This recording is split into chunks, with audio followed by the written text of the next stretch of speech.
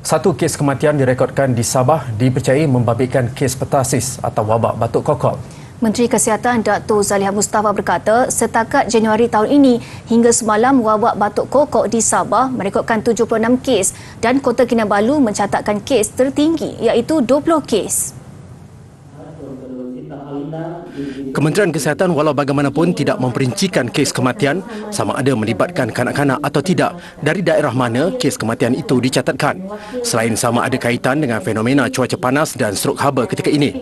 Ketika ini terdapat peningkatan kes iaitu 986% berbanding minggu epidemiologi yang sama pada tahun lepas iaitu 7 kes.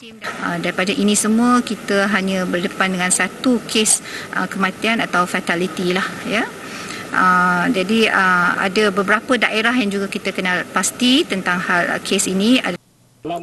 Beliau mengulas susulan satu video tular berdurasi seminit memaparkan seorang petugas dari Pejabat Kesihatan Daerah Putatan membuat pengumuman pengisytiharan wabak batuk kokol telah merebak di Kampung Ketiau, Putatan.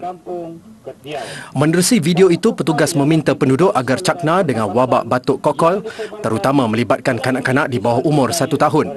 Berdasarkan rekod di Kota Kinabalu, daerah Lahad Datu mencatatkan 16 kes, diikuti Tawau 15 kes dan Putatan 8 kes. Manakala Sempurna dan Papar 4 kes, Kunak dan Tambungan 3 kes.